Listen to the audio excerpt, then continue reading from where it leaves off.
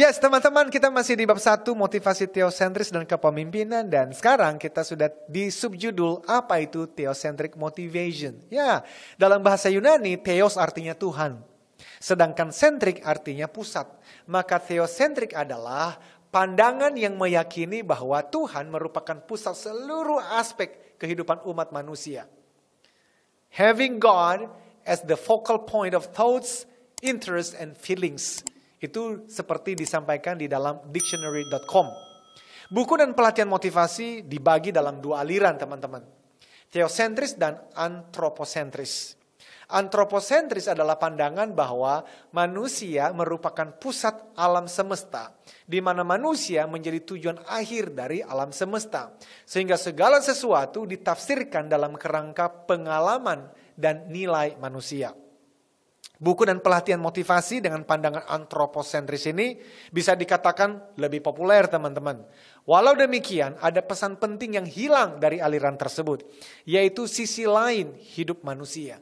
Saya terbatas dan membutuhkan Tuhan merupakan kalimat yang pantang ditulis atau diucapkan oleh seorang motivator antroposentris. Why? Mengapa? Well, pertama, karena mereka tidak percaya kepada Tuhan sebagai pusat kehidupan. Kedua, karena mereka menganggap bahwa kalimat tersebut bersifat destruktif dan melemahkan spirit atau jiwa manusia.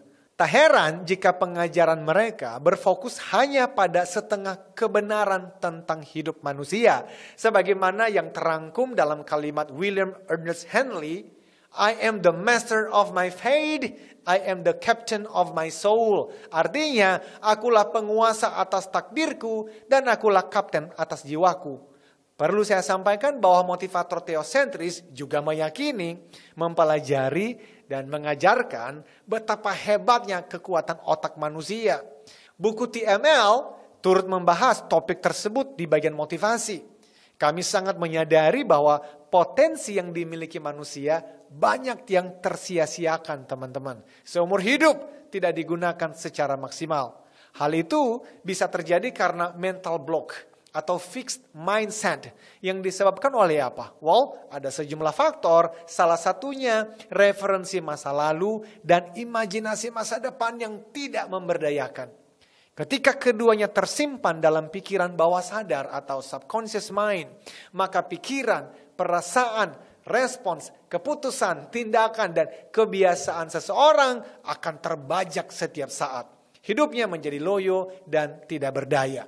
Karena itu teman-teman, melalui buku ataupun pelatihan, kami sebagai motivator teosentris mengajarkan ilmu motivasi yang dimaksud, termasuk melalui ilmu positive psychology, NLP, dan bahkan sekarang saya sedang mempersiapkan buku berikutnya yang lebih dalam mempelajari ini, yaitu The Neuroscience of Habits, tentang cara kerja otak. Loh, kenapa itu menjadi sangat penting? Well, karena there is a battle in our mind. Ada pertempuran yang sedang terjadi, dan itu ada di mana? Di dalam pikiran kita.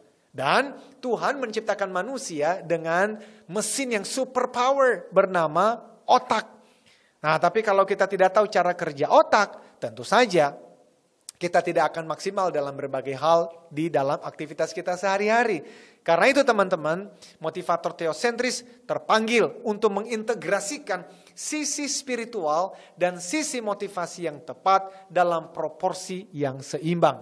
Di satu sisi, mereka mengakui keterbatasannya dengan mengatakan, tolong kasihanilah saya ya Tuhan, orang yang terbatas dan berdosa ini. Namun di sisi lain, mereka bisa dengan berani dan antusias mengatakan, bisa, harus bisa, pasti bisa. Well, kalimat bisa, harus bisa, pasti bisa, bukan self-confidence dalam pengertian umum, teman-teman. Sebab motivator teosentris tidak mengajarkan tentang percaya yang berpusat pada diri sendiri seperti yang diajarkan oleh para motivator antroposentris. Bagi seorang motivator teosentris, confidence adalah buah dari dua hal. Apa tuh? Pertama, pengenalan akan tujuan hidup serta bakat, talenta, potensi khusus yang Tuhan percayakan kepada seseorang.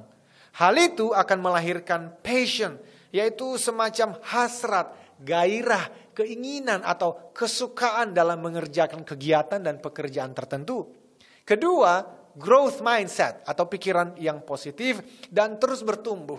Orang tersebut belajar dan bekerja keras, berlatih 10 kali lebih tekun dan lebih baik setiap harinya.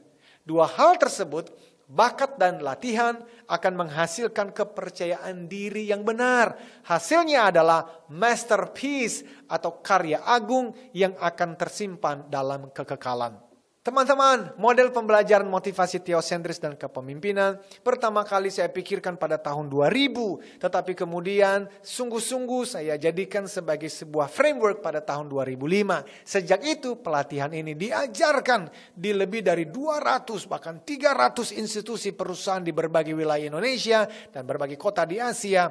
Model pengajaran ini telah didaftarkan dan dilindungi oleh undang-undang dengan nomor registrasi pendaftaran merek HKI APP 2589095. Dengan demikian secara hukum tidak ada orang lain yang diizinkan menyatakan diri sebagai theocentric motivator atau motivator theosentris kecuali atas sertifikasi resmi yang diberikan oleh PT Asia Servitama atau Eloy Zaluhu. Program sertifikasi ini kami adakan 1 kali setiap tahun.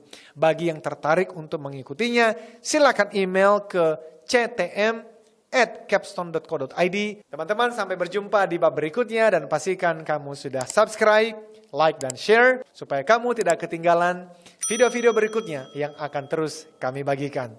Teman-teman, until then, ukir jejakmu.